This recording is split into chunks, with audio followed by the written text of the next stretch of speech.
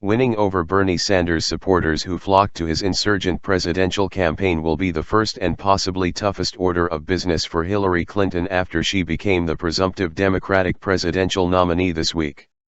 Every time the Vermont senator mentioned Clinton's name at a rally in California on Thursday night, his supporters booed as if she was Donald Trump, the Republican businessman who will face off against Clinton in the November 8 election.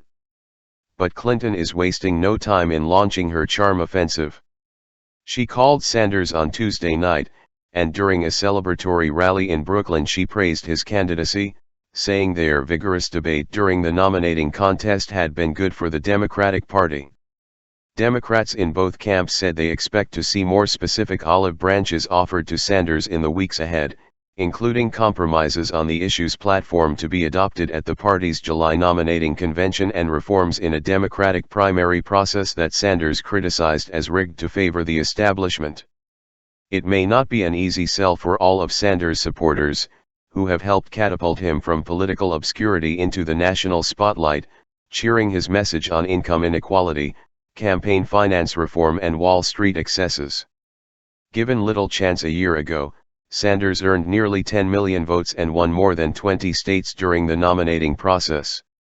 A Reuters/Ipsos poll in May found Sanders supporters have become increasingly resistant to Clinton in the past few months, with less than half saying they will vote for her if she becomes the party's nominee. Last month, 41% of Sanders supporters said they would vote for Clinton over Trump in the general election. But that was down from 50% in April, and 52% in March.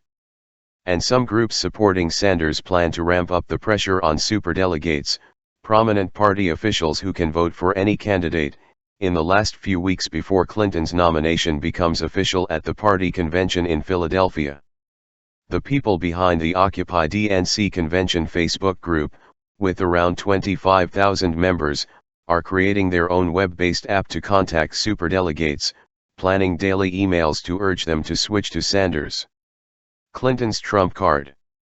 Clinton moved to the left to fend off Sanders during the primary battle, opposing the Trans-Pacific Partnership, an Asian trade pact, and the Keystone oil pipeline from Canada, voicing support for a higher minimum wage and backing Sanders' general goals of reining in Wall Street and reducing income inequality. Her best move now to win over progressive voters who back Sanders would be showing she will stand behind those positions.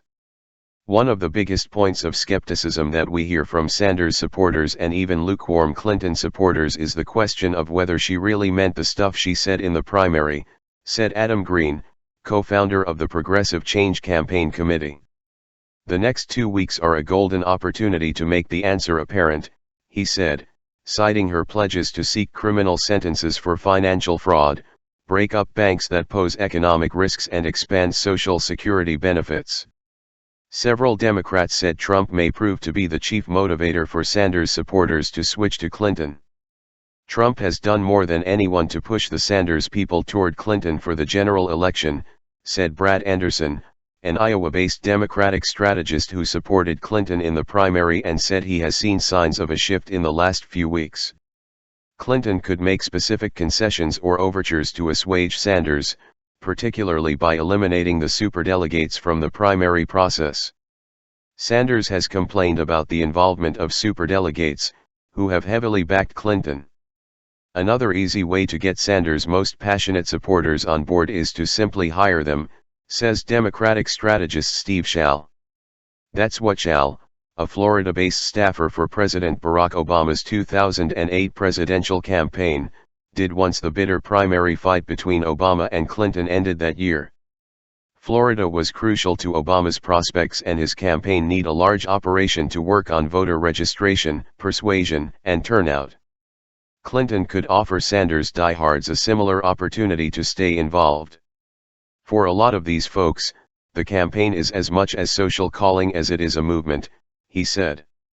While there were concerns in 2008 that Clinton's supporters would be too disaffected to support Obama, Clinton endorsed him less than a month after the primary ended and unified the party. Democratic Party leaders may also help ease tensions. Sanders will meet on Thursday with Obama and Senate Democratic leader Harry Reid of Nevada.